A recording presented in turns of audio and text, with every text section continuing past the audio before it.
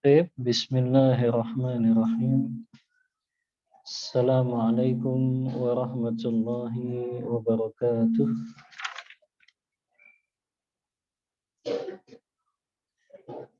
Innal hamdalillah hamdan katsiran tayyiban mubarakan fi kama yuhibbu rabbuna wa yarda wa asyhadu an la ilaha illallah wahdahu la syarika lah wa asyhadu anna Muhammadan abduhu wa rasuluh.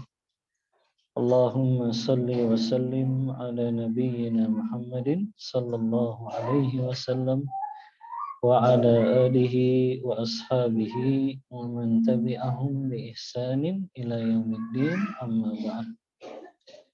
Akhwati fillah, ummahat yang semoga Allah senantiasa melimpahkan rahmat dan hidayah taufik untuk kita semua.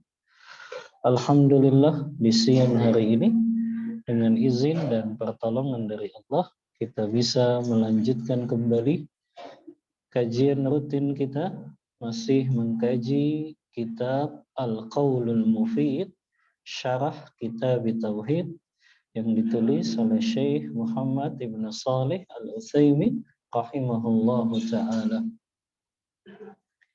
Kita masih di bab yang pertama, yaitu tentang keagungan dan keistimewaan Tauhid. Kita telah bawakan 7 ayat yang berkaitan dengan begitu agungnya perkara Tauhid ini, begitu istimewanya perkara Tauhid ini, sehingga Allah pun di dalam Al-Quran banyak menjelaskan tentang keagungan Tauhid ini. Ada berapa ayat tentang keagungan Tauhid ini, Ummahat? Ada berapa ayat semuanya? Ada 7 ya. Yang pertama surah Az-Zariyat ayat 56. Yang kedua surah An-Nahl ayat 36. Yang ketiga surah Al-Isra ayat 23. Yang keempat surah An-Nisa ayat 36. Yang kelima 6 dan 7. 5, 6, 7 surah apa? Surah Al-An'am ayat 151, 152 dan 153.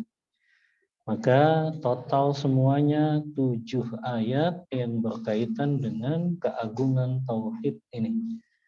Yang Allah tutup dalam surah Al-An'am ayat 153 yang Allah mengatakan,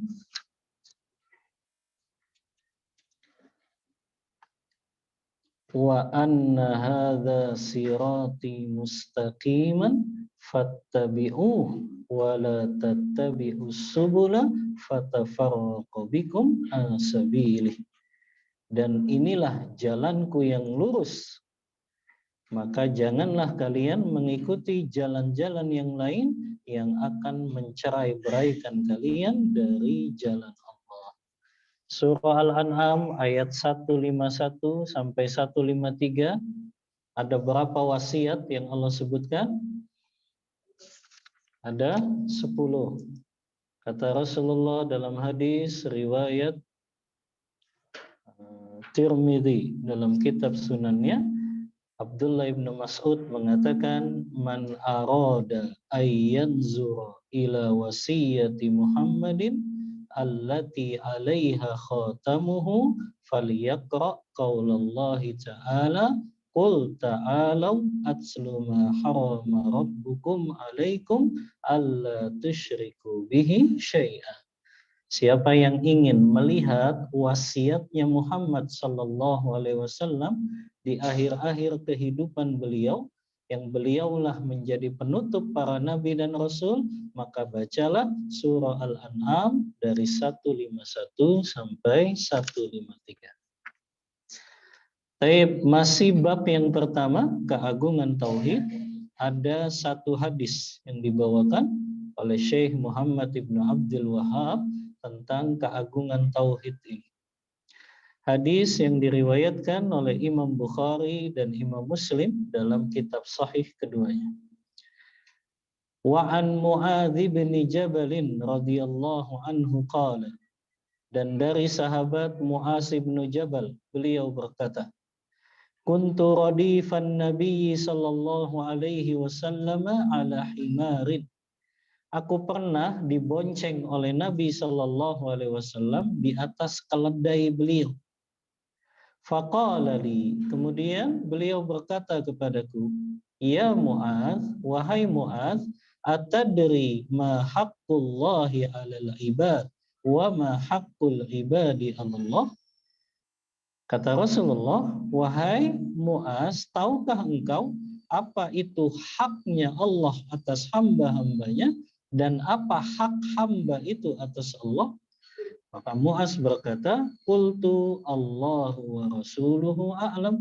Allah dan Rasulnya lebih mengetahui.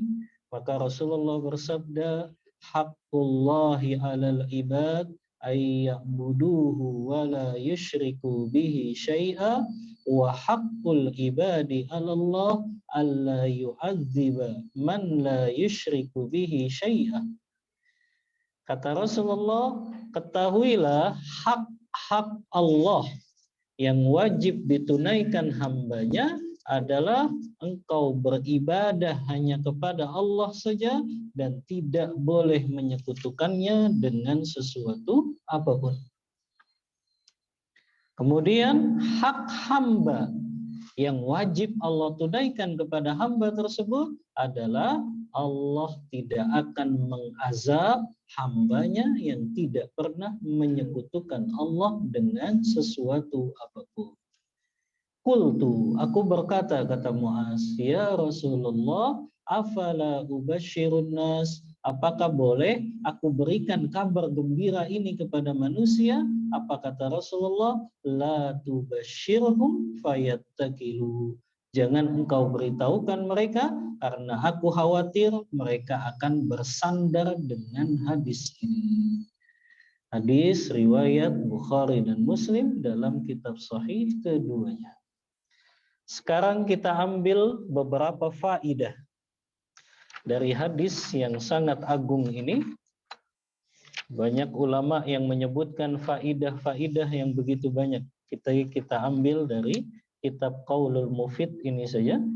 Ada sekitar 7 faidah yang disampaikan oleh Syekh Utsaimin dalam kitabnya ini. Faidah hadis Mu'adz yang berkaitan dengan hak Allah Ta'ala. Yang pertama, faidah yang bisa kita ambil dalam hadis ini, tawadu'un Nabi sallallahu alaihi wasallam. Ini yang pertama, bentuk tawadu'nya Rasulullah sallallahu alaihi wasallam.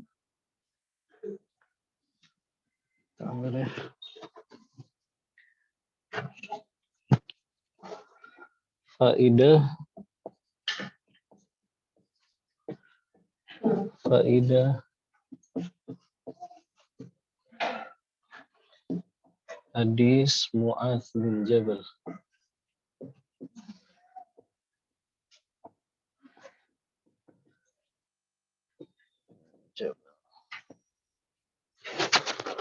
Yang pertama, tawadu'un Nabi sallallahu alaihi wasallam, bentuk atau begitu tawadu'nya Rasulullah.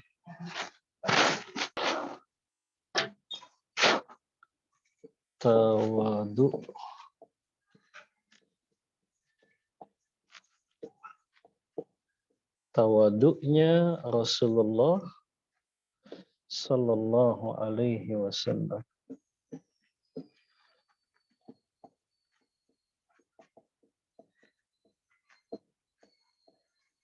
Di mana bentuk tawadu'nya Rasulullah?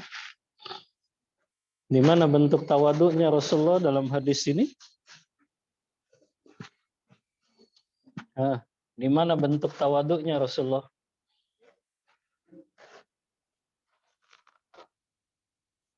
Ummahat, di mana bentuk tawadu'nya Rasulullah dalam hadis ini?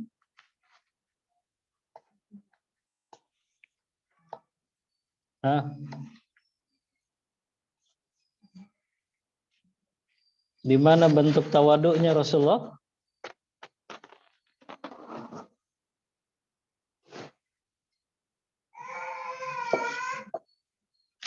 Di mana Ummahat? Dalam hadis ini di mana bentuk tawaduknya Rasulullah?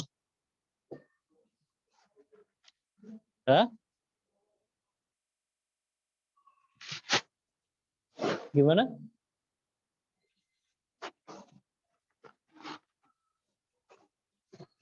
Susah kan pertanyaannya? Hah? Bentuk tawaduknya Rasulullah di mana dalam hadis ini?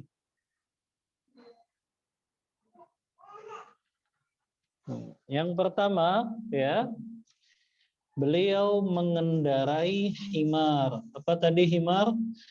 Keledai. Ya, beliau mengendarai keledai yang mungkin hari ini gitu ya, kendaraan keledai itu ya dianggap kendaraan yang remeh. Bahkan di zaman Rasulullah pun itu memang kendaraan yang begitu sederhana lah. Karena kendaraan yang paling bagus di zaman Rasulullah kan unta, kuda, tapi Rasulullah memakai keledai. Makanya dijelaskan di sini oleh Syekh Utsaimin rahimahullahu taala ketika beliau menjelaskan bentuk tawaduknya Rasulullah, yaitu Rasulullah SAW walaupun beliau orang yang paling mulia di muka bumi ini, tapi beliau memakai kendaraan yang biasa-biasa saja. Tidak menunjukkan kemewahan beliau, tidak menunjukkan beliau itu orang yang patut untuk disegani, dihormati gitu ya. Maka di sini Rasulullah menggunakan kendaraan yang sederhana, yaitu seekor keledai saja. Ya. Yang kedua, di mana bentuk tawaduknya Rasulullah? Rasulullah membonceng anak kecil yang saat itu Mu'az bin Jabal itu umurnya masih sangat belia sekali. Ibu-ibu coba lewat bawa mobil, bawa motor gitu ya. Kemudian membonceng anaknya tetangga, mau nggak ibu-ibu? Itu kadang kan gengsi. Tapi Rasulullah lihat bentuk tawaduknya beliau begitu baik kepada anak-anak sekalipun. Yang kita kadang orang tua ini yang merasa lebih tua mengucapkan salam saja kepada anak-anak yang kita lewati, itu kita kan agak malas biasanya. Ya, mengucapkan salam saja. Apalagi mengajaknya ikut dengan kendaraan kita. Tapi Rasulullah di sini begitu tawaduknya beliau, Mu'az yang usianya masih belia, ya, yang beliau orang yang paling mulia tapi mau membonceng anak kecil gitu ya, anak yang masih belia dalam rangka ingin menyampaikan nasihat kepada anak tersebut. Ya. Nah, ini yang pertama, faidah yang bisa kita ambil di dalam hadis ini, bentuk tawaduknya Rasulullah Shallallahu Alaihi Wasallam. Dan bahkan bukan hanya Mu'az, sahabat yang pernah dibonceng oleh Rasulullah itu ada sekitar 30 sahabat. Ya, 30 sahabat yang pernah dibonceng dengan kendaraan Rasulullah. Ibu-ibu pernah ngitung nggak berapa orang yang pernah ikut tumpangan ibu? Nggak pernah. Ya, itu sampai ada disertasi atau tesis ya yang menulis tentang 30 sahabat yang pernah dibonceng oleh Rasulullah dengan kendaraannya. Ya. Maka ini menunjukkan tawaduknya beliau gitu. Ternyata bukan 5 orang, 6 orang, 10 orang, 30. 30 sahabat pernah dibonceng di belakang beliau yang mengendarainya. Subhanallah. Ya. Padahal Rasulullah utusan Allah, pemimpin agama yang dijamin masuk surga, tapi mau gitu loh ngedriverin sahabat. Ya. Bayangin dia Rasulullah yang jadi drivernya gitu, ya. Dengan beliau membonceng sahabat-sahabat di belakangnya tadi, ya. Dan ini sunnah ibu-ibu yang dirahmati Allah. Dalam hadis riwayat Muslim, ya, Rasulullah bersabda, "Man kana lahu fadlu zuhrin falya'ud bihi ala zuhrihi." Siapa yang memiliki kelebihan tumpangan di dalam kendaraannya, maka ia ajaklah saudara muslimnya untuk menumpanginya. Tapi dengan syarat Bapak Ibu ya, dia adalah mahram kita. Jangan yang diboncengin yang bukan mahramnya ya, haram. Ya.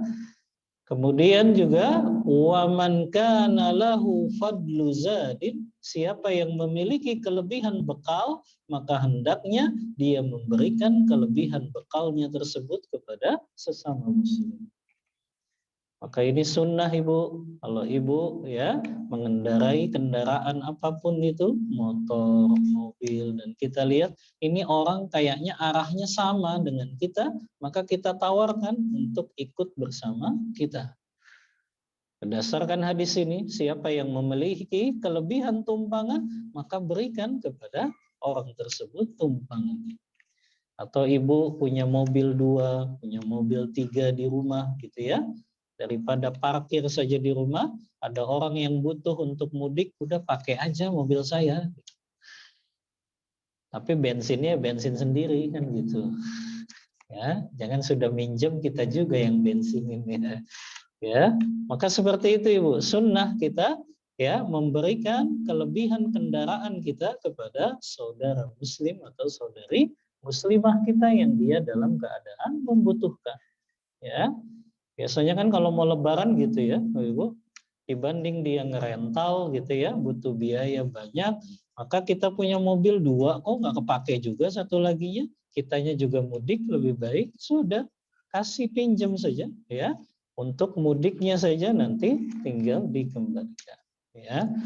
Baik, ini bentuk tawaduknya Rasulullah di hadapan manusia yang lainnya, apalagi sesama orang yang beriman. Ya. Yang kedua, faidah yang bisa kita ambil di sini perkataan Muaz ibnu Jabal. Qaulul mas'uli amma la ya'lam. Perkataan Muaz bin Jabal yang ketika ditanya dia nggak bisa menjawab karena memang dia nggak punya ilmunya. Maka dia ucapkan apa? Allahu wa rasuluhu a'lam. Faidah yang kedua, Ibu, ucapan Allahu wa rasuluhu a'lam hanya boleh diucapkan saat Rasulullah masih hidup. Ya. Adapun Rasulullah sudah meninggal dunia, maka tidak mengucapkan Allahu wa rasuluhu a'lam, tapi mengucapkan wallahu ta'ala a'lam saja. Ya. Faedah yang kedua, ucapan Allahu wa rasuluhu a'lam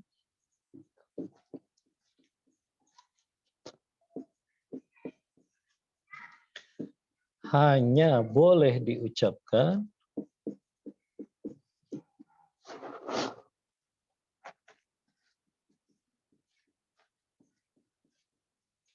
saat Rasulullah masih hidup.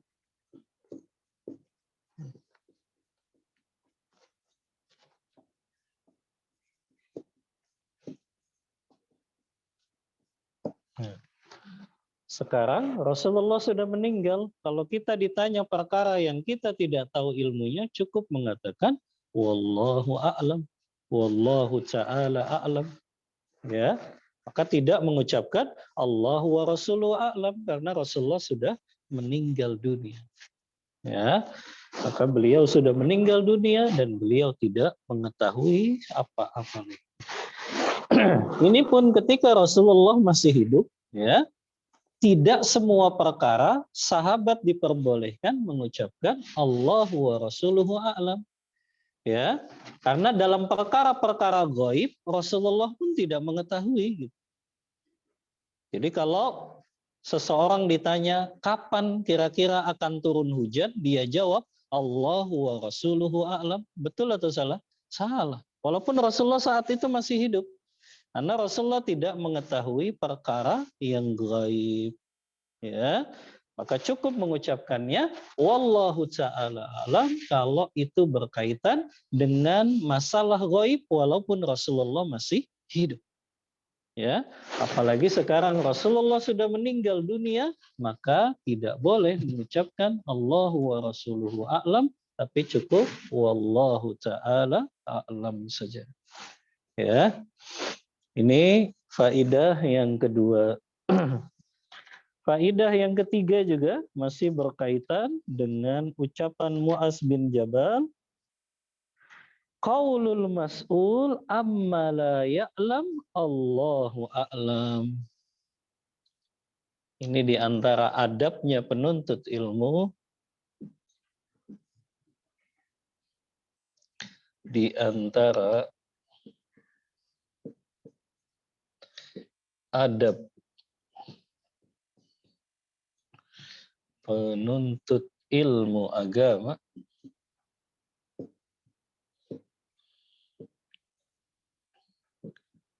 berkata wallahu a'lam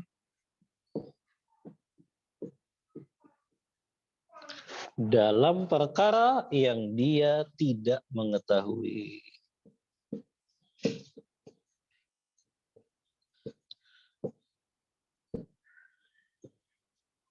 Dalam perkara agama yang dia tidak mengetahui ilmunya.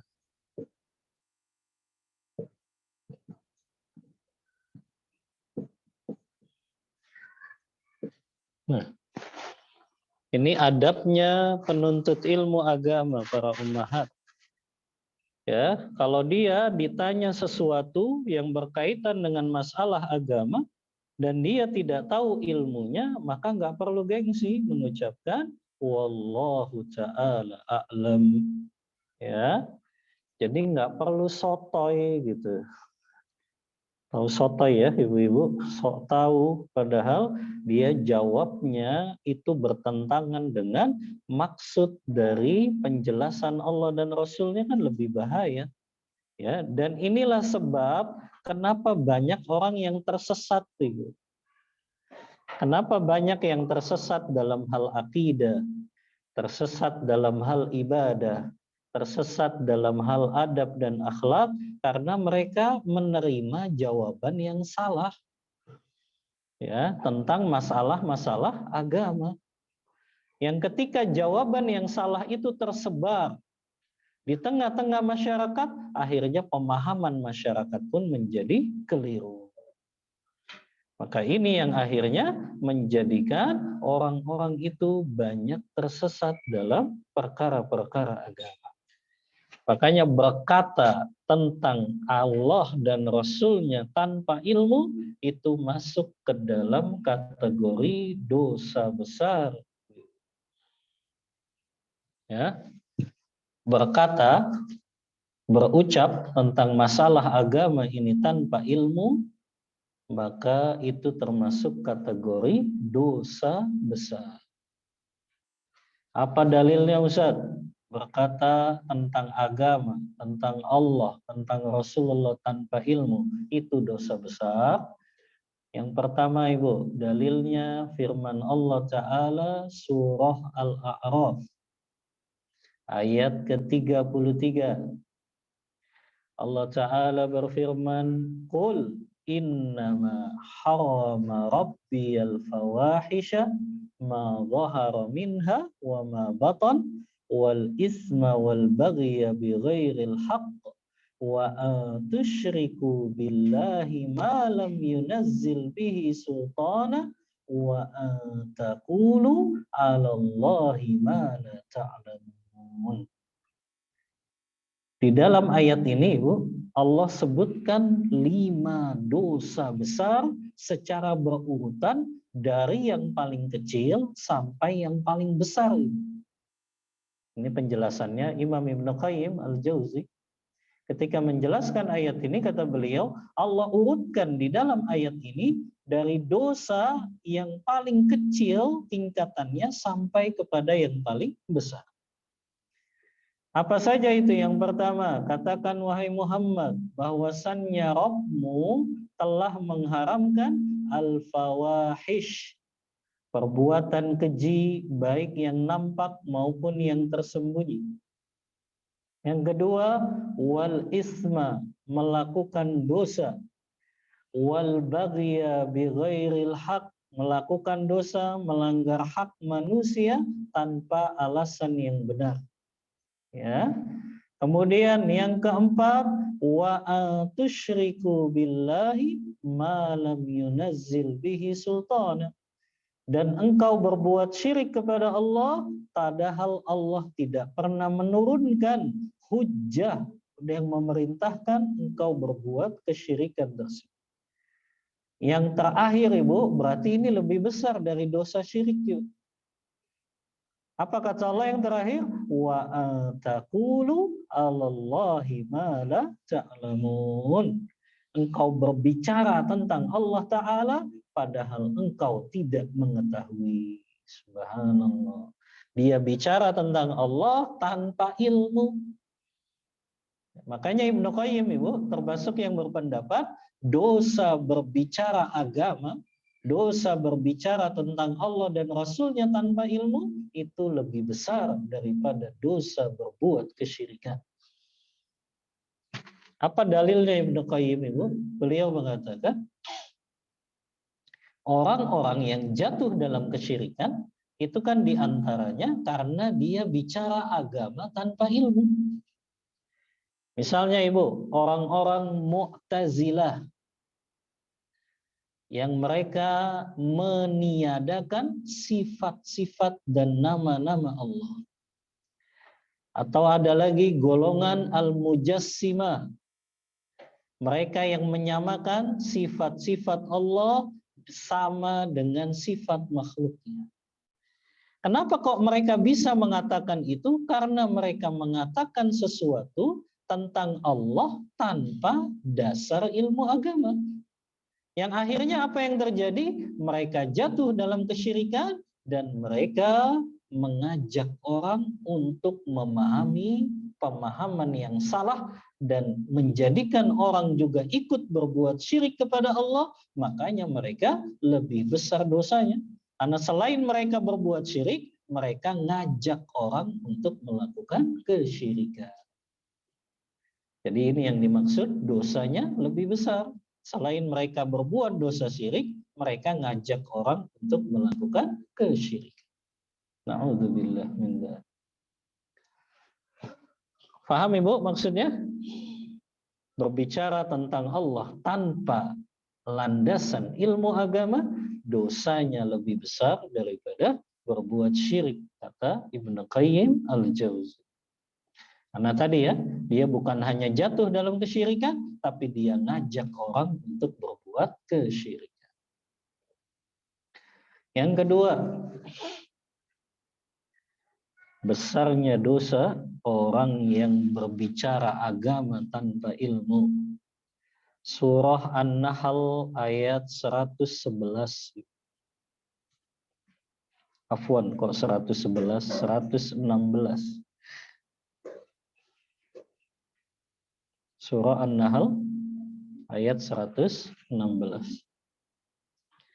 Allah berfirman, "Wala taqulu lima tasifu alsinatukumul kadzib, hadza halalun wa hadza haramun litaftaru 'alallahil kadziba, innal ladzina yaftaruna 'alallahil kadziba la yuflihun."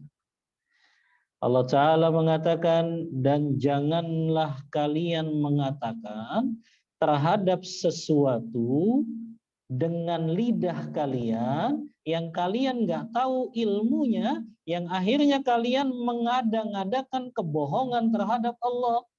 Kalian berkata dengan dusta, ini halal dan ini haram, tapi itu mengada-ada kebohongan terhadap Allah.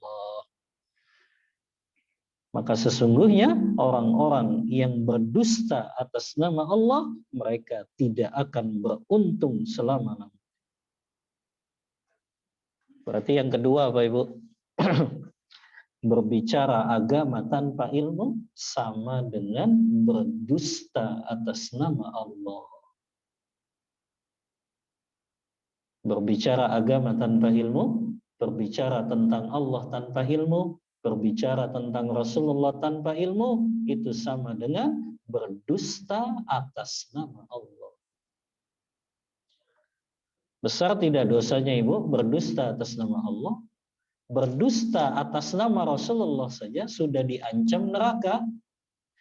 Dalam hadis Bukhari Muslim apa kata Rasulullah? Ya. Apa Ibu hadisnya? Yang berdusta atas nama Rasulullah diancam dengan neraka?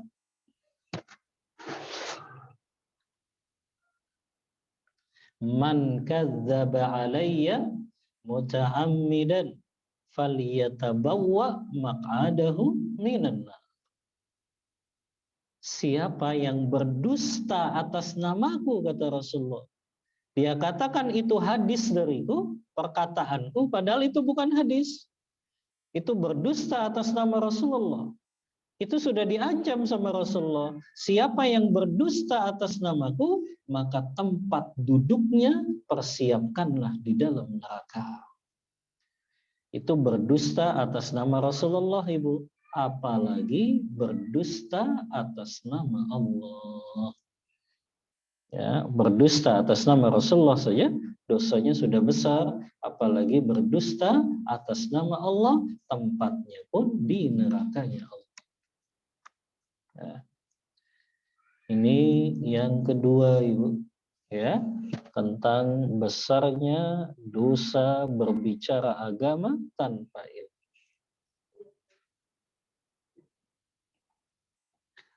Yang ketiga Ibu,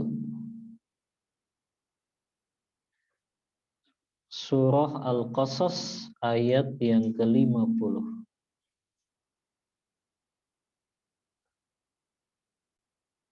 Surah Al-Qasas ayat 50.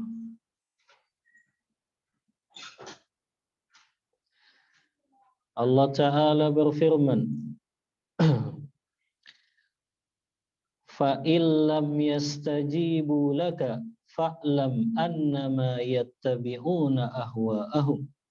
Ini yang digaris bawahi Ibu, wa man adallu mimman ittaba'a hawahu bighairi hudam minallah. Kata Allah Ta'ala, siapakah yang lebih sesat dibandingkan orang-orang yang mengikuti hawa nafsunya dan dia berpaling dari petunjuk Allah Ta'ala. Dia nggak mengikuti petunjuk Allah Ta'ala. Kata Abdul Izz Al-Hanafi, ini ulama yang mensyarah akidah Thahawiyah, namanya Abdul Izz Al-Hanafi. Ketika beliau menafsirkan ayat ini, kata beliau, makna tidak ada orang yang lebih sesat dibandingkan orang yang mengikuti hawa nafsunya dan dia berpaling dari petunjuk Allah Ta'ala, kecuali yang dimaksud di sini adalah orang yang berbicara tentang Allah tanpa ilmu. Jadi orang yang bicara agama tanpa ilmu itu orang yang paling sesat. Ya. Bahkan bukan saja dia tersesat sendiri, tapi menyesatkan orang lain. Ya. Apalagi yang lebih fatal kan kalau dia ustadz, kalau dia tokoh agama, kalau dia kiai, kalau dia mubaligh, dia sampaikan sesuatu yang salah dan keliru karena mengikuti hawa nafsunya ketika menafsirkan Al-Quran, ketika menafsirkan hadis Rasulullah, dia tafsirkan dengan hawa nafsu dan pemikirannya sendiri, dengan logika dan perasaannya, maka itu menyesatkan orang banyak. Maka disinilah bahaya berbicara agama tanpa ilmu. Makanya kata Abdullah bin Mas'ud, apa Ibu? perkataan wallahu a'lam nisful ilmi. Berkata wallahu a'lam itu setengah ilmu. Kenapa kok disebutnya setengah ilmu? Karena dia tahu ada ilmu yang dia ketahui jawabannya, karena dia sudah dapatkan itu, ada ilmu-ilmu yang memang belum dia tahu. Dan nggak perlu gengsi. Anda pernah ceritakan di dalam kitab Raudatun Nadhir. Ini kitab usul fikihnya mazhab Hambali yang ditulis oleh Al-Imam Ibnu Qudamah rahimahullah ta'ala. Imam Ibnu Qudamah, Ibu, pernah mengisahkan. Ja'a rajulun ila Imam Malik. Ada seorang laki-laki, Ibu, menempuh perjalanan jauh dari Irak menuju ke Madinah. Karena Imam Malik tinggalnya di kota Madinah Al-Munawwarah. Orang atau laki-laki ini, dia datang dari Irak, Ibu, sambil membawa titipan-titipan pertanyaan dari masyarakat Irak. Jadi dia menempuh perjalanan jauh untuk menyampaikan amanah penduduk Irak untuk menyampaikan pertanyaan tersebut ke Imam Malik rahimahullah yang dikenal ulamanya pada zaman tersebut, yaitu ulamanya dari negeri Hijaz. Berjumpalah laki-laki tersebut dengan Imam Malik. Kemudian Imam Malik langsung disodorkan pertanyaan dari penduduk Irak, 40 pertanyaan. 40 pertanyaan. Berapa yang bisa dijawab Imam Malik, Ibu? Hanya 4 saja. 36 soal, Imam Malik mengatakan, la adri wallahu ta'ala a'lam. Aku tidak mengetahuinya dan Allah lebih mengetahui. Subhanallah. Ini ulama besarnya di zaman tersebut. Ya. Ulamanya kota Mekah dan Madinah. Orang yang pertama kali membukukan kitab hadis yang berjudul Al-Muwatta. Gurunya Imam Syafi'i. Tapi nggak gengsi, Ibu. Ketika dia nggak tahu ini jawabannya, dia ucapkan, la adri, saya nggak tahu. Wallahu a'lam. Allah lebih mengetahui. Subhanallah. 40 pertanyaan yang bisa dijawab Imam Malik, 4 saja, 36-nya dia katakan tidak tahu dan Allah lebih mengetahui. Ini menunjukkan waroknya para ulama. Ya. Makanya orang Irak ini sampai kaget. Wahai Imam Malik, saya ini datang jauh-jauh dari Irak, membawa titipan pertanyaan masyarakat Irak, yang bisa kamu jawab kok cuma 4 saja. Apa yang harus aku katakan kepada penduduk Irak? Apa kata Imam Malik? Katakan kepada penduduk Irak, aku sudah berjumpa dengan Imam Malik dan menanyakan 40 pertanyaan, dan katakan kepada mereka, Imam Malik tidak bisa menjawabnya. Subhanallah. Ya. Jarang, Ibu, ya. Ulama yang luar biasa waroknya ketika ditanya pertanyaan yang seperti itu. Ya, nggak ragu-ragu, nggak gengsi itu, Bu, ya. Ketika ditanya sama orang Irak ini, bagaimana saya menyampaikan nanti kepada penduduk Irak? Kata Imam Malik, gampang, katakan saja saya sudah berjumpa dengan Imam Malik dan saya sudah bertanya, dan katakan Imam Malik nggak bisa jawab. Nggak takut tuh, ya, nggak takut turun martabatnya, nggak khawatir ditinggalkan oleh murid-muridnya. Kalau memang dia nggak tahu, dia ucapkan wallahu ta'ala a'lam. Ya, jauh sekali dari kehidupan kita saat ini, ya. Kadang baru menuntut ilmu, ya, sudah berani berfatwa, subhanallah, ya. Baru menghatamkan beberapa kitab, ya, sudah berani untuk memberikan fatwa-fatwa ya tentang masalah-masalah kontemporer lagi, subhanallah. Ya, maka jauh sekali dari kehidupan para ulama yang begitu warok dan mereka takut, ya.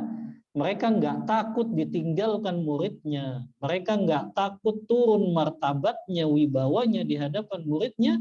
Yang lebih mereka takutkan, mereka pertanggungjawabkan jawaban-jawaban mereka di hadapan Allah Ta'ala. Dan itu juga yang pernah dikisahkan juga oleh Ibnu Katsir rahimahullahu ta'ala. Beliau pernah mengisahkan Imam Asy-Sya'bi. Imam Asy-Sya'bi dari kalangan tabi'ut tabi'in, yang kata Ibnu Katsir, beliau itu ulama besar di zamannya. A'lamun nas fi zamani, orang yang paling berilmu di zamannya itu Imam Asy-Sya'bi. Tiba-tiba ketika beliau sedang bermajelis dengan murid-muridnya, datang seorang laki-laki menanyakan suatu masalah. Yang kemudian Imam Asy-Sya'bi berkata, la adri wallahu a'lam. Aku tidak mengetahuinya dan Allah lebih mengetahui. Ketika orang itu pergi yang bertanya tadi, maka muridnya ada yang berkata, wahai imam, engkau ini kan orang yang paling berilmu di zamannya. Masa satu pertanyaan tadi saja engkau nggak bisa menjawabnya? Apakah engkau nggak malu? Subhanallah. Kata muridnya, apa engkau nggak malu wahai imam? Engkau kan dijuluki orang paling berilmu di zamannya. Apa jawaban Imam Asy-Sya'bi? Lima astahi. Kenapa kok aku harus malu? Ala tastahyil malaikah? Bukankah malaikat-malaikat juga enggak malu? Ketika Allah menanyakan kepada mereka apa? Faqala ambiuni bi asma'i haula in kuntum shadiqin.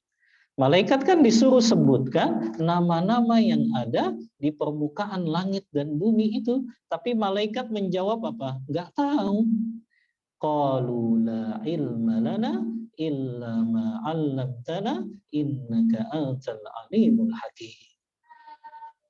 Itu kan jawaban malaikat. La ilma lana, kami enggak punya ilmu wahai. Illa ma 'allamtana, kecuali yang kau ajarkan kepada kami. Ya. Illa ma 'allamtana innaka antal alimul hakim, sesungguhnya engkau yang maha mengetahui dan maha bijaksana. Subhanallah, kalau malaikat saja tidak malu, kata Imam Asy-Sya'bi, untuk mengatakan tidak tahu, maka apalagi aku yang tingkatan keimanannya dan ketaatannya tidak bisa membandingi para malaikat-malaikat Allah. Subhanallah, ya. Ini kewaraan para ulama ketika mereka ditanya suatu ilmu agama. Maka ini adabnya penuntut ilmu para ummahat. Kalau memang perkara agama itu tidak dia ketahui, gampang kok, ya. Tinggal dia jawab la adri wallahu a'lam. Makanya kalau ibu ditanya tentang masalah agama, cukup jawab dengan saya akan jawab dengan setengah ilmu, yaitu wallahu a'lam. Karena kata Ibnu Mas'ud, perkataan wallahu a'lam itu adalah setengah ilmu. Yang terakhir Ibu, besarnya dosa berbicara agama tanpa ilmu. Firman Allah Ta'ala dalam surah Al-Hujurat ayat yang pertama. Allah Ta'ala berfirman, ya ayyuhalladzina amanu la tuqaddimu baina yadayillahi wa rasulih. Al-Hujurat ayat yang pertama, Allah Ta'ala berfirman, wahai orang-orang yang beriman, ya, janganlah kalian mendahului Allah dan Rasul-Nya. Wattaqullah, dan bertakwalah kepada Allah. Ya, innallaha sami'un alim. Ya, sesungguhnya Allah itu maha mendengar dan maha mengetahui. Ya, lihat di sini para ummahat, ya. Bagaimana makna dari mendahului Allah dan Rasul-Nya, yaitu mendahului perkataan Allah dan Rasul. Orang yang berbicara agama tanpa ilmu, berarti dia mendahului perkataannya dari perkataan Allah dan Rasul-Nya. Karena dia berkata sesuatu yang tidak sesuai dengan pemahaman yang Allah berikan, pemahaman yang Rasulullah sampaikan. Makanya orang yang bicara agama tanpa ilmu, dia jatuh ke dalam ayat ini. Dia berbicara mendahulukan perkataannya dan meninggalkan perkataan Allah dan Rasul-Nya. Atau meninggalkan pemahaman yang benar yang Allah dan Rasul-Nya ajarkan. Maka ini besarnya dosa berbicara agama tanpa ilmu. Ya. Berbicara tentang Allah, berbicara tentang Islam, berbicara tentang Rasulullah tanpa ilmu, itu termasuk kategori dosa besar berdasarkan 4 dalil tadi. Ya. Baik, ini faidah yang ketiga. Faidah yang keempat yang bisa kita ambil di dalam hadis ini, kata Syekh Utsaimin rahimahullahu ta'ala, ma'rifatu haqqillahi alaina. Kita mengenal hak Allah yang wajib kita tunaikan. Di sini Allah mengatakan hak Allah yang paling besar itu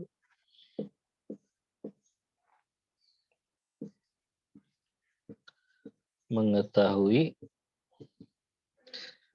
hak Allah yang paling utama, yang paling besar.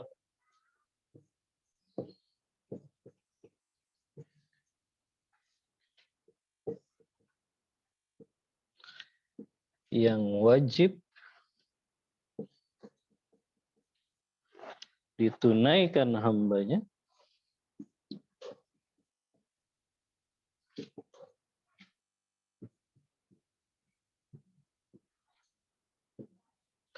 adalah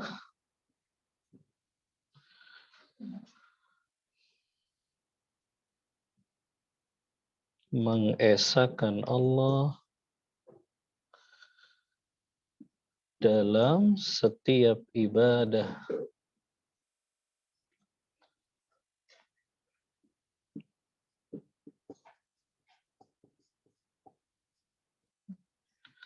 Dan tidak menyekutukannya dengan sesuatu apapun. Menyekutukan dengan sesuatu apapun.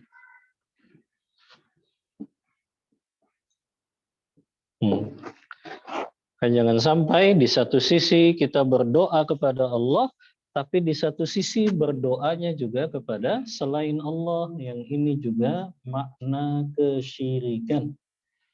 Maka kita harus pahami hak Allah yang paling besar, kita menjadikan seluruh ibadah kita, baik ibadah yang sifatnya zahir maupun ibadah yang sifatnya batin, maka tidak boleh kita tujukan kepada selain Allah.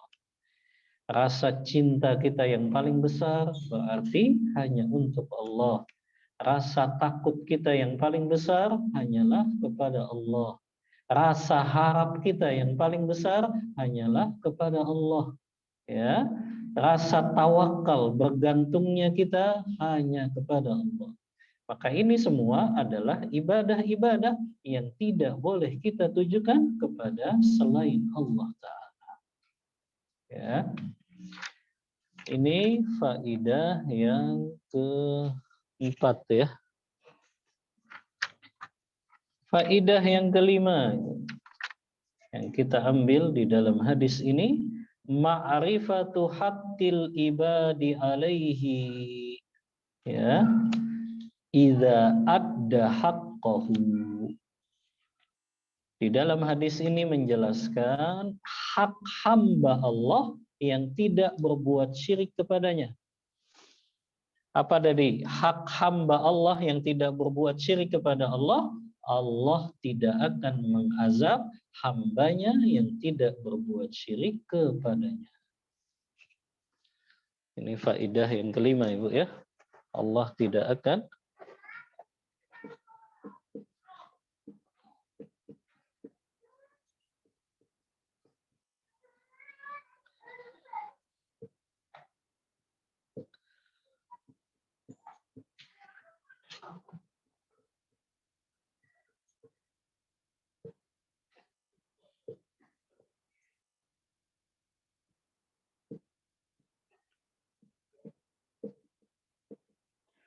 yang tidak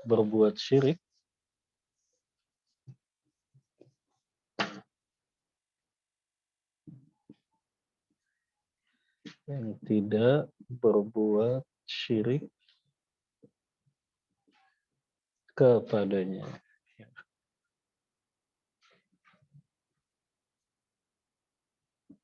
Nah, ya. Sebagaimana dalam hadis ini, ya, hakul ibadi 'ala Allah alla yu'adziba man la yusyriku billahi syai'a. Allah tidak akan mengazab hambanya yang dia tidak menyekutukan Allah dengan sesuatu apapun. Sekarang ada pertanyaan Ummahat. Ada orang yang tidak pernah berbuat syirik kepada Allah, tapi juga dia tidak beramal. Dia diazab oleh Allah atau tidak? Nah, dia kalau syirik nggak pernah melakukan syirik, tapi dia nggak beramal juga. Dia tidak sholat, dia tidak zakat, atau dia tidak melaksanakan perintah Allah yang lain. Dia diazab atau tidak?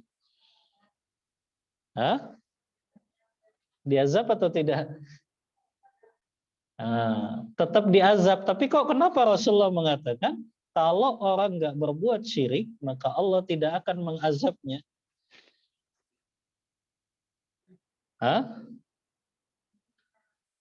Apa makna tidak akan mengazabnya di sini?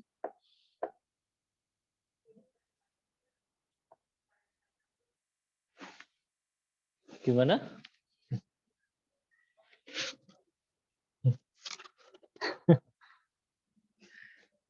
Orang nggak berbuat syirik, tapi dia juga nggak ibadah gitu. Dia tetap diazab atau tidak oleh Allah? Tetap diazab. Tapi kenapa kok di sini hanya disebut hamba yang tidak berbuat syirik kepada Allah dapat jaminan dia tidak diazab?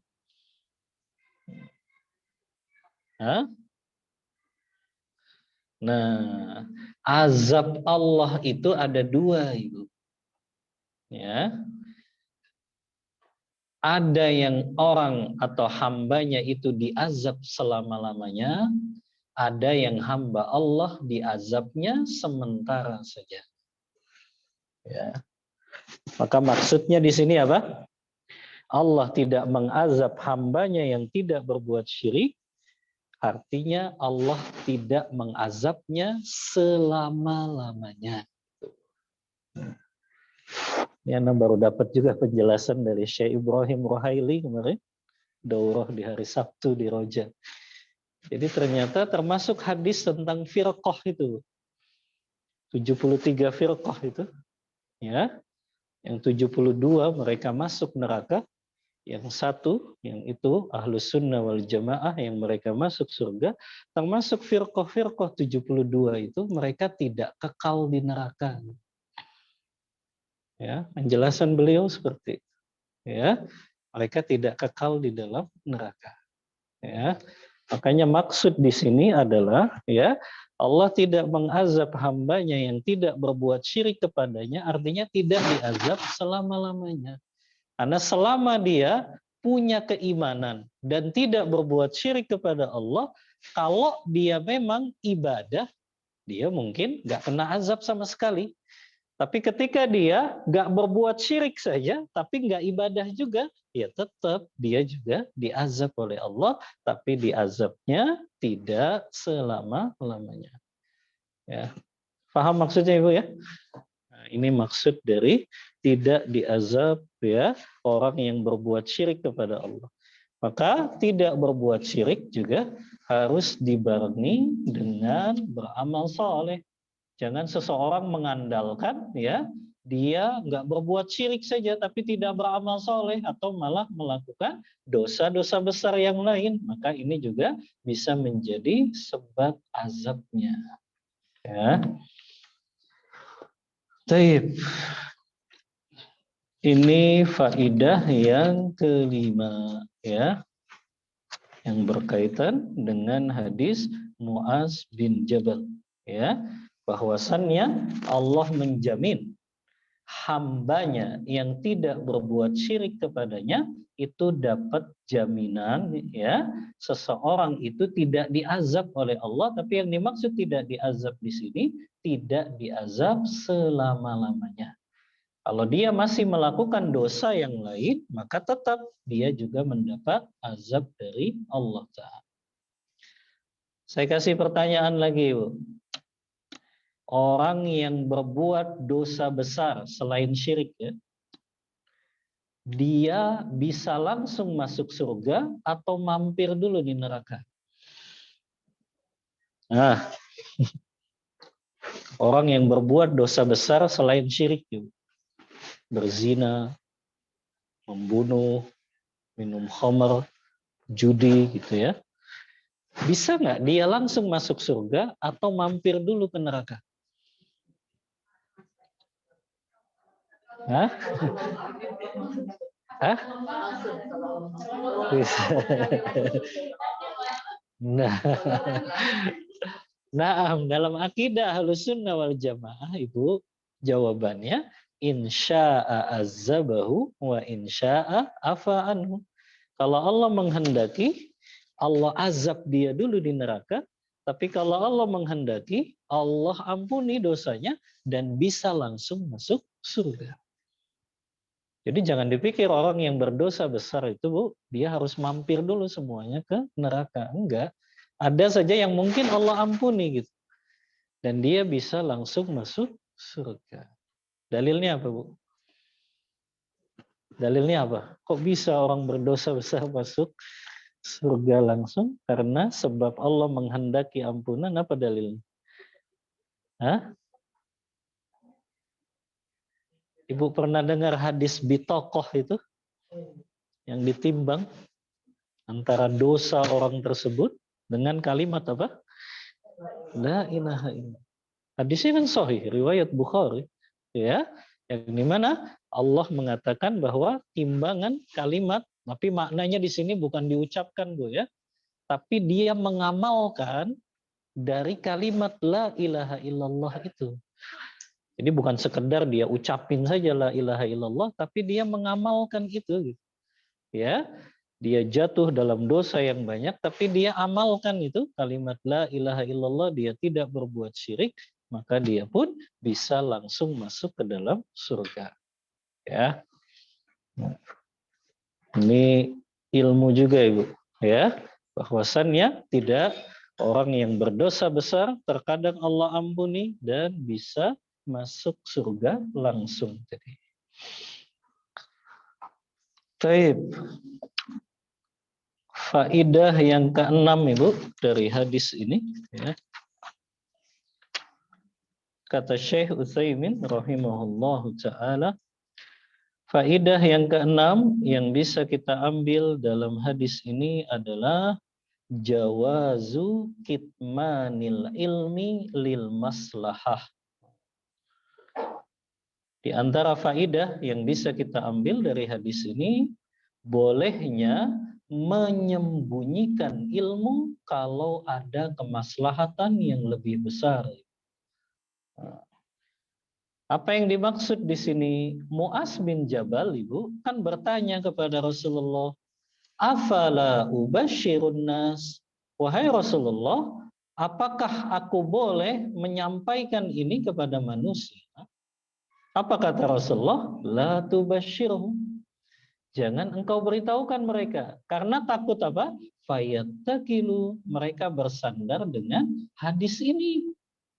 Mereka kalau tahu kalau orang yang berbuat syirik itu tidak akan diazab oleh Allah, mereka akhirnya bersandar, nggak mau beramal.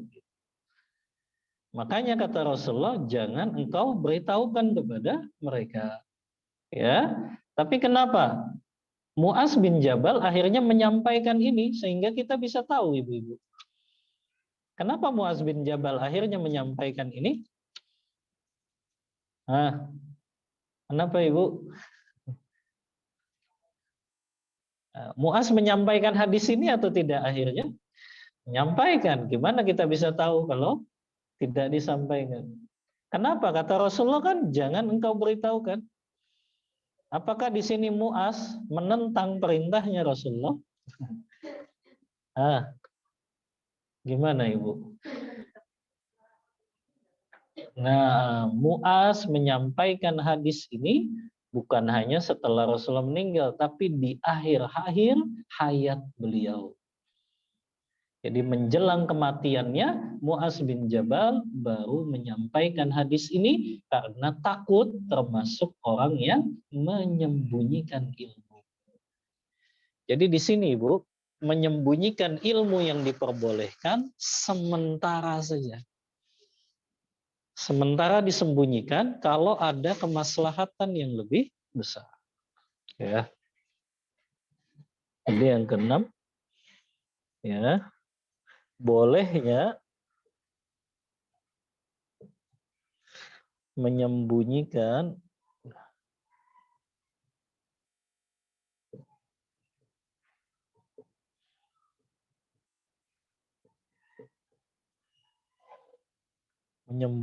ilmu sementara bila ada kemaslahatan yang lebih besar.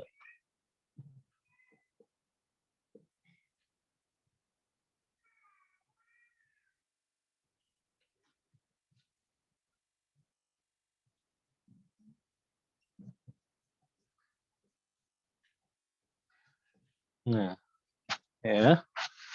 Jadi kalau memang kita melihat sepertinya kalau ini diberitahu, ini mereka akan menjadi orang yang malah meremehkan perintah Allah. Misalnya ada beberapa keutamaan tentang suatu amalan gitu. Itu biasanya boleh kita sembunyikan sementara karena khawatir orang ini malah salah memahaminya yang akhirnya mereka malah bersikap tafrid gitu ya. Tafrid itu artinya malah bersikap lalai dengan perintah-perintah Allah yang lainnya. Ya.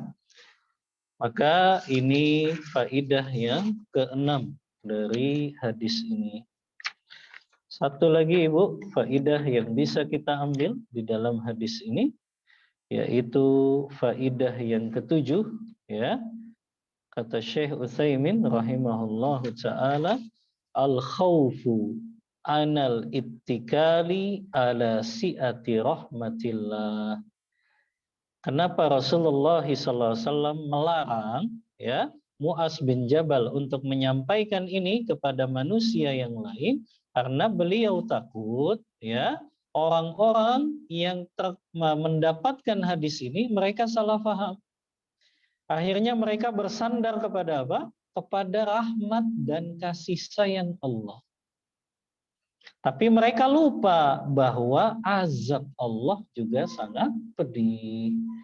Akhirnya mereka mengandalkan, cukup saya nggak berbuat syirik kepada Allah saja. Adapun maksiat yang lain ya saya lakukan gitu. Akhirnya kan salah paham mereka. Makanya itu dilarang oleh Rasulullah karena khawatir banyak yang salah paham sehingga akhirnya dia bersandar kepada hadis ini saja. Yang penting saya nggak berbuat syirik, berarti Allah nggak akan azab saya. Itu kan pemahaman yang keliru. Padahal kalau dia mengerjakan larangan Allah, walaupun dia nggak berbuat syirik, tetap aja ada balasannya pada hari kiamat nanti. Ya, termasuk hadis arba'in yang ke-42 itu, Ibu. Ibu masih hafal nggak hadis arba'in ke-42?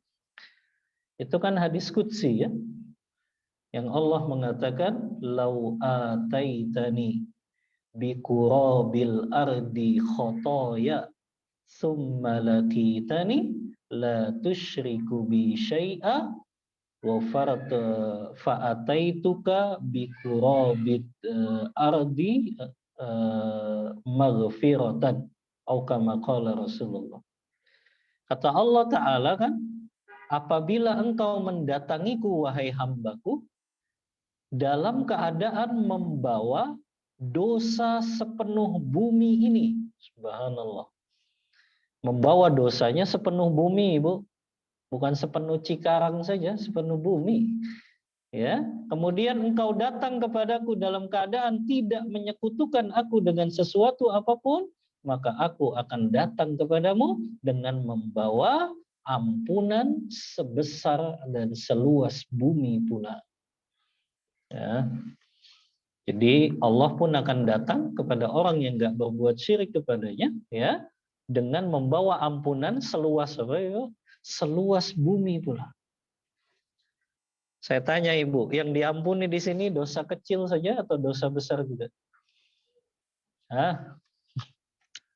Dosa kecil saja atau dosa besar juga? Allah mengatakan, aku akan mendatangimu dengan ampunan seluas bumi juga. Diampuni dosa kecil atau dosa besar? Hah? Dosa besar atau dosa kecil saja, Ibu? Kata Syekh Ibrahim Ar-Ruhaili, Ibu, dua-duanya diampuni oleh Allah. Makna hadis ini dosa besar dan juga dosa kecil. Ya. Tapi di sini jangan sampai orang salah paham, kalau gitu cukup dong saya nggak berbuat syirik saja. Karena tetap kalau dia melakukan maksiat yang lain, tetap dia juga akan mendapat azab dari Allah, hanya saja azabnya tidak kekal selama-lamanya.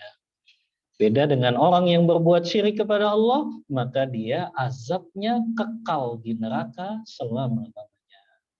Sebagaimana firman Allah Ta'ala, Qul innallaha la yaghfiru ay yushraka bihi wa yaghfiru ma duna dzalika liman yasha. Sungguhnya Allah tidak akan mengampuni dosa syirik. Artinya orang yang berbuat syirik kekal di neraka selama-lamanya. Beda dengan dia melakukan dosa tapi tidak melakukan syirik, dia dapat azab tapi tidak kekal selama-lamanya. Wallahu ta'ala a'lam bissawab. Ini Ibu ya, 7 faidah yang kita ambil dari hadis Mu'az bin Jabal ini tentang hak-hak Allah yang wajib ditunaikan hamba-hambanya dan hak hamba yang wajib Allah tunaikan. Kita cukupkan Ibu. Ini hadis terakhir yang berbicara tentang keagungan dan keistimewaan tauhid. Insya Allah kita lanjut dengan bab yang kedua, Ibu. Babu fadli tauhid wa ma yukaffiru minadz dzunub. Bab keutamaan tauhid dan Allah mengampuni dosa-dosa hambanya bila dia mentauhidkan Allah. InsyaAllah kita bahas bab yang baru di pertemuan selanjutnya. Wallahu ta'ala a'lam bissawab. Wa sallallahu ala nabiyyina Muhammadin wa ala alihi wa sahbihi wasallam. Bismillah. Assalamualaikum warahmatullahi wabarakatuh. Waalaikumsalam warahmatullahi wabarakatuh. Ustadz, apakah dosa prasangka buruk, keliru, salah faham, menilai orang lain tanpa tabayyun, menyimpulkan sendiri akan diazab, hanya dibersihkan saja,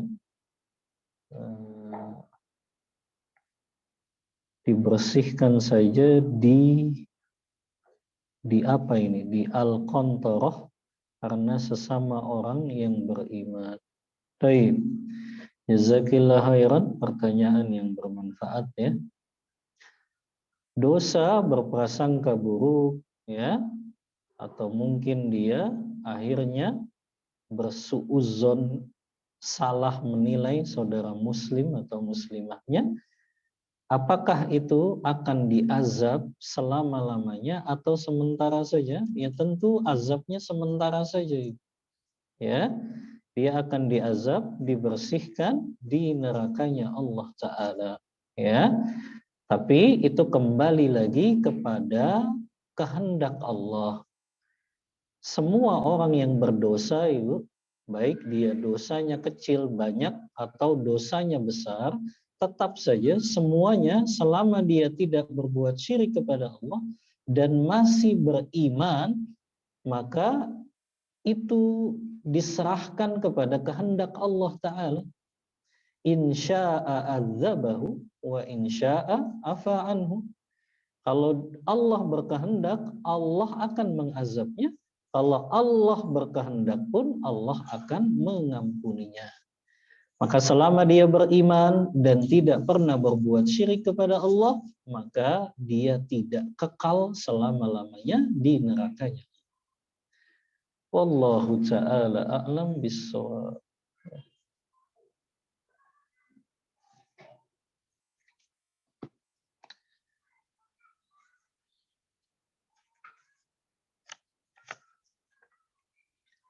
Baik.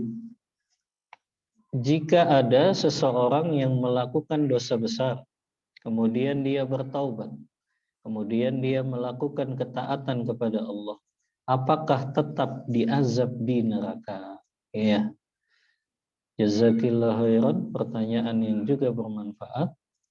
Bila ada orang yang jatuh dalam dosa besar, kalau dia sudah bertaubat dan taubatnya diterima oleh Allah Ta'ala, maka insya Allah dia nggak dapat azab lagi kalau taubatnya betul-betul diterima oleh Allah. Maka kalau orang itu betul-betul taubatnya taubat nasuha, taubat murni, maka dia nggak akan diazab lagi oleh Allah. Sebagaimana firman Allah dalam surah At-Tahrim ayat yang ke-8, Allah berfirman, ya ayyuhalladzina amanu tubu ilallahi taubatan nasuha asa rabbukum ayyukaffira ankum sayyiatikum wa yudkhilakum jannatin tajri min tahtihal anhar. Wahai orang-orang yang beriman, bertaubatlah kalian kepada Allah dengan taubat nasuha. Yang setelah kalian taubat nasuha itu diterima Allah, maka Allah akan menghapuskan dosa-dosa kalian dan Allah siapkan untuk kalian surga yang mengalir di bawahnya sungai-sungai. Maka tentu dengan syarat ya, taubatnya taubat nasuha dan taubatnya diterima oleh Allah Ta'ala, maka dia tidak akan diazab lagi di akhirat nanti. Wallahu ta'ala a'lam bissawab. Ustaz, apabila kita punya dosa yang jika istri saya tahu, saya akan diceraikan. Kok istri saya tahu? Suami saya tahu? Ah? Online. Ini yang nanya laki-laki. Emang istri bisa menceraikan? Istri kan nggak bisa menceraikan. Istri hanya bisa mengajukan khulu saja, gugatan cerai. Apa tetap harus dijelaskan kepada pasangan?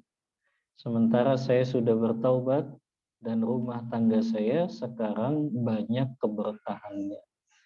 Wallahu a'lam, kalau memang aib tersebut bila diceritakan kepada istri malah akan menimbulkan percekcokan, maka lebih baik disimpan. Karena tidak ada keharusan kita membicarakan aib-aib masa lalu kita. Justru memang aib-aib masa lalu kita yang kita betul-betul sudah bertaubat, ya sudah.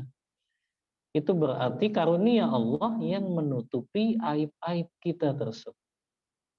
Maka tidak perlu dijelaskan, diceritakan ke orang banyak, apalagi itu aib, gitu kan? Ya, maka segala masa lalu kita yang kelam, kita sudah bertaubat, kita betul-betul taubat nasuha, taubat yang murni, betul-betul ikhlas dan bertekad tidak mengulangi perkara itu lagi, maka cukup, tidak perlu kita ceritakan kepada orang lain. Wallahu ta'ala a'lam bissawab. Afwan, faedah ketujuh tadi belum tercatat. Mohon dicatat, Ustaz. Subhanallah. Saya kira ibunya sudah nyatat tadi perkataan saya. Ya. Jadi kekhawatiran Rasulullah, ya, yang ketujuh, rasa khawatir Rasulullah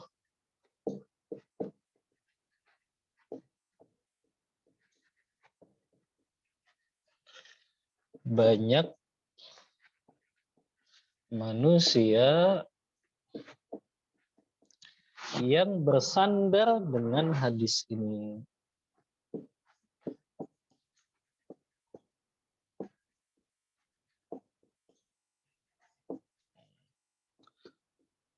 Akhirnya mereka cukup nggak berbuat syirik saja, Allah nggak akan azab. Padahal pemahaman yang keliru tadi, yang dimaksud Allah tidak azab, ya, itu adalah Allah tidak azab kekal selama-lamanya. Tapi kalau dia nggak berbuat syirik, tapi nggak beramal, malah lakukan maksiat, ya tetap aja dia akan diazab oleh Allah Ta'ala.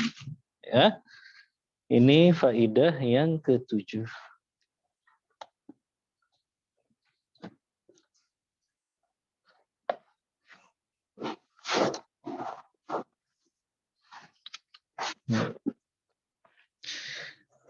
Kemudian Ustadz, ini sudah ya. Assalamualaikum Ustadz. Ya. Bolehkah kita memperingati Isra Mi'raj? Ya. Ini sudah bulan Rajab loh ya. Yang pertama yang harus diketahui ibu-ibu, peristiwa Isra Mi'raj itu para ulama berbeda pendapat. Ya. Jadi tidak kesepakatan ulama Rasulullah itu melakukan Isra Mi'raj tanggal 27 Rajab. Ya. Bahkan kalau ibu baca pendapat 27 Rajab itu kalau menurut Sofiur Rahman Al-Mubarakfuri itu dalam kitab Sirah Nabawiyahnya Ar-Rahiqul Maktum itu pendapat yang lemah. Ya. Karena Rasulullah SAW menerima perintah sholat yaitu dengan Isra Mi'raj itu tahun keberapa Ibu dari kenabian? Kita udah bahas ini di usul salasah kayaknya. Masih ingat nggak Bu? Kita pernah bahas ini kan pada saat usul salasah. Kapan Rasulullah melakukan Isra Mi'raj? Tahun ke-10 dari kenabian. Yang Rasulullah sempat sholat di Mekah berapa tahun? Berapa tahun Rasulullah sempat sholat di Mekah? 3 tahun nih Bu. Karena Rasulullah tinggal di Mekah 13 tahun, maka beliau baru dapat perintah sholat itu di tahun 10 dari kenabian. Ya, 3 tahun beliau sempat sholat di Mekah, adapun sisanya beliau di Madinah. Maka ini dulu yang harus difahami, Bu, bahwasannya peristiwa Isra Mi'rajnya Rasulullah yang beliau menerima wahyu perintah untuk sholat 5 waktu itu, ulama berbeda pendapat tentang terjadinya peristiwa tersebut. Berarti kalau ulama pun berbeda pendapat, yang nggak perlu diperingati, Bu. Karena belum tentu benar itu dirayakan di tanggal dan di hari tersebut. Bahkan sebagian ulama melemahkan pendapat yang mengatakan Isra Mi'raj itu tanggal 27 Rajab. Ya. Karena pendapat yang lebih kuat Ibu ya, Isra Mi'raj itu wallahu a'lam. Karena lupa pernah baca juga itu bukan tanggal 27 Rajab Ibu. Ya. Pendapat yang lebih kuat ya bahwa perintah Isra Mi'raj itu bukan tanggal 27 Rajab. Ya. Kemudian yang kedua Ibu, ya. Ketika Rasulullah SAW menerima perintah sholat, ya, yang dengan peristiwa itulah disebut Isra Mi'raj, tidak ada perintah Ibu kita untuk memperingatinya. Dan kita ingat Ibu ya, hukum asal ibadah itu apa? Hukum asal ibadah apa Ibu? Haram, tidak boleh dilakukan sampai datangnya apa? Dalil yang mensyariatkannya. Maka gampang kok Ibu, ya. Kalau memang tidak ada dalil yang para sahabat melakukan itu, Ana sering sekali mengatakan, coba deh baca tafsir Ibnu Katsir surah Al-Ahqaf ayat yang ke-11. Ibnu Katsir dengan jelas menjelaskan kaidah di situ. Adapun ahlu sunnah wal jamaah yang para sahabat tidak melakukannya dan para sahabat tidak mengucapkan perkataan tersebut, maka mereka tidak akan melakukannya juga.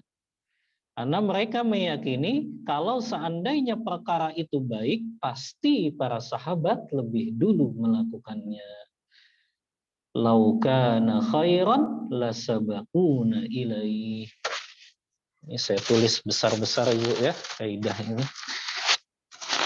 Lau kana khairan lasabaquna ilaih. Gampang Ibu, kaidahnya begini saja. Ya. Kalau seandainya perkara itu baik, amalan itu baik, pasti para sahabat lebih dahulu melakukannya Ibu. Karena nggak mungkin sahabat meninggalkan satu kebaikan pun. Mereka orang yang selalu bersegera dalam melakukan kebaikan. Ya. Lau kana khairan lasabaquna ilaihi. Pasti lebih dulu dari kita para sahabat. Ya. Baik, itu Ibu ya. Jadi wallahu taala alam, cukup kita ya merenungi sholat-sholat 5 waktu yang sudah kita lakukan.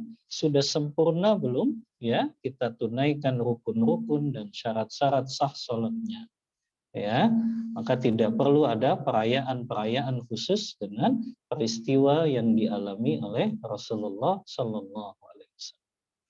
Wallahu taala a'lam bishawab. Ustadz menyambung pertanyaan yang tadi. Zaman sahabat ada yang minta dirajam karena bertaubat dari dosa zina. Bagaimana cara bertaubat di zaman sekarang ini supaya tidak diazab di neraka?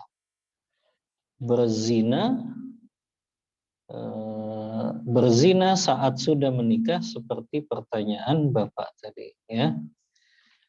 Wallahu ta'ala a'lam. Kalau di zaman Rasulullah memang diterapkan hukum Islam ini, Ibu. Makanya wanita-wanita yang mereka berzina, mereka datang kepada Rasulullah dan menyatakan bahwa mereka berbuat zina. Tapi kalau di zaman kita kan bingung Ibu. Kita mau kemana kalau memang orang tersebut melakukan zina di dalam hidupnya. Ya, maka wallahu a'lam cukup baginya bertaubat saja kepada Allah dengan taubat nasuha. Adapun nanti kalau memang di akhirat Allah menghendaki dia diazab, ya berarti diazab. Dan kalau Allah menghendaki dia diampuni, berarti diampuni. Maka itu semua tahta masyiatillah. Semuanya di bawah kehendak Allah Ta'ala. Maka kalau memang di negara kita tidak bisa diterapkan hukum yang seperti itu, maka berarti cukup baginya bertaubat dengan taubat nasuha kepada Allah Ta'ala. Dengan tekad, taubat nasuha itu kan memenuhi 3 syarat, Ibu ya. Yang pertama, dilakukan dengan ikhlas, ya, bukan karena terpaksa. Yang kedua, dia mengakui dan menyesali dosa yang dia lakukan tersebut. Yang ketiga, dia bertekad tidak akan jatuh atau mengulangi dosa yang pernah dia lakukan tersebut. Ini kan 3 syarat tentang taubat nasuha yang disebutkan oleh Imam Nawawi dalam kitabnya Riyadhus Shalihin. Wallahu ta'ala a'lam bissawab. Cukup Ibu, nggak ada pertanyaan lagi? Sudah kebaca semua kan ya?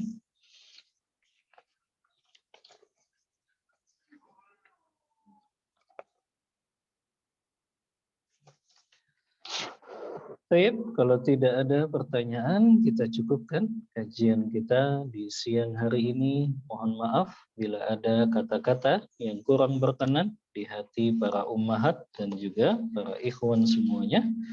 Aqulu qawli hadza wa astaghfirullah li wa lakum wa sallallahu ala nabiyyina Muhammadin wa ala alihi wa sahbihi wasallam.